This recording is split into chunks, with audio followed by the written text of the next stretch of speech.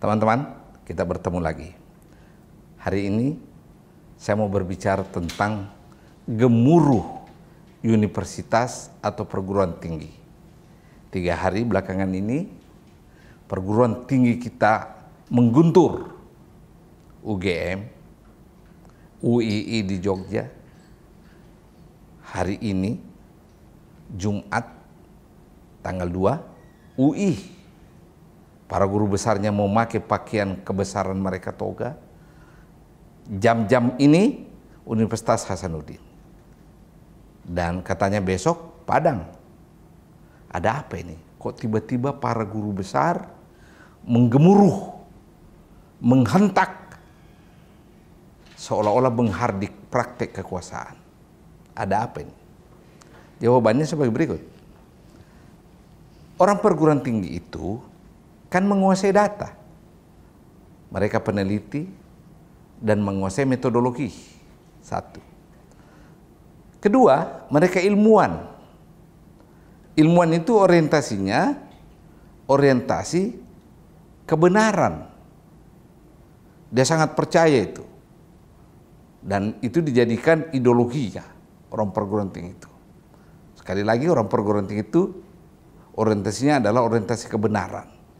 Ketiga, sebagai ilmuwan selalu dilanda kegelisahan itu tentang fenomena yang terjadi di sekitarnya.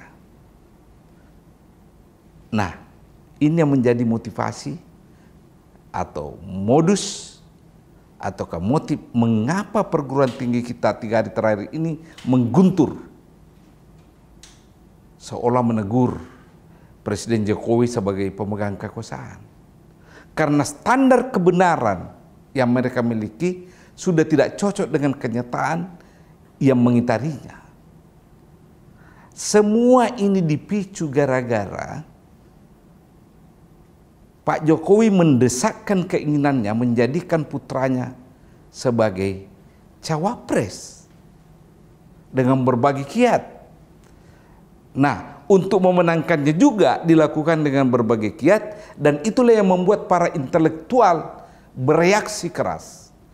Karena dibawa nih, mereka saksikan bagaimana kepala desa, bagaimana camat, aparatur negara itu terlibat langsung ya, memaksakan kehendak kepada rakyat untuk memenangkan pasangan calon tertentu sebagai presiden. Jadi kalau saya berbicara tentang pemilu, konteksnya pemilihan presidennya, ini. Maka pantas mereka bereaksi. Karena menurut mereka ini tidak sejalan dengan kebenaran. Perlu saya beritahu bahwa sebenarnya Pak Jokowi itu adalah penikmat demokrasi dan kebebasan. Dia tidak pernah berjuang untuk menegakkan demokrasi dan kebebasan. Dia yang menikmati. Orang perguruan tinggi dan tokoh-tokoh parpol yang lainnya itulah yang berjuang mati-matian untuk demokrasi. Nah, kenapa tiba-tiba orang perguruan tinggi bereaksi? Karena orang yang menikmati demokrasi ini yang bernama Pak Jokowi, presiden kita, tiba-tiba dinilai dan dianggap merusak demokrasi dengan cara mendesakkan keinginan. Itu sebenarnya. Saya sangat percaya teman-teman guru besar di berbagai perguruan tinggi bereaksi keras benar-benar karena semangat menegakkan kebenaran, semangat merawat demokrasi. Tidak ada yang lain itu. Karena kenapa mereka baru bereaksi? Karena fakta yang di depannya itu adalah fakta tentang ketidakbenaran antara yang diucapkan oleh kekuasaan dan praktik kenyataan sehari-hari. Itu satu. Kedua, mereka sudah merasakan praktek politik atas nama demokrasi sudah melampaui akal sehat. Nalar para guru besar ini. Ingat ya, para guru besar yang mengguntur di berbagai perguruan tinggi ini usianya memang sudah sepuh. Dalam konteks di atas 50 tahun. Tapi nalar, nurani, idealisme tetap awet. Kenapa? Karena yang dia perjuangkan kebenaran, bukan perjuangan merebut kekuasaan. Di mana-mana ketika kita berjuang tentang kebenaran, itu awet mengarungi samudra waktu dan ruang. Jadi teman-teman semua, guntur para profesor, para akademisi adalah guntur yang menegur praktek kekuasaan yang dijalankan beberapa waktu belakangan ini. Semuanya mereka menginginkan pemilu yang bersih.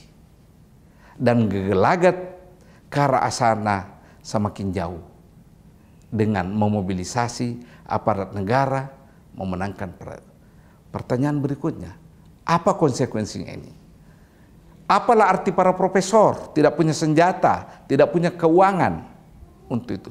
Tapi mereka punya nurani, dan di dalam sejarah perubahan sebuah rejim, terutama Indonesia, pemantik atau penarik peletuknya adalah perguruan tinggi. Anda harus hati-hati ini. Ya, coba lihat sejarah perubahan rejim dari satu ke lainnya itu diawali di dunia perguruan tinggi. Jadi jangan Anda membayangkan guntur para profesor, para akademisi hanya guntur menuntut pemilu yang bersih. Tidak. Bisa jadi membawa implikasi kepada impeachment. Seorang politisi yang paling ditakuti adalah impeachment. Nah, jangan ini dianggap sebagai hak demokrasi belaka. Tapi ini adalah teguran sekaligus tamparan terhadap praktek kekuasaan yang monolitik. Terima kasih.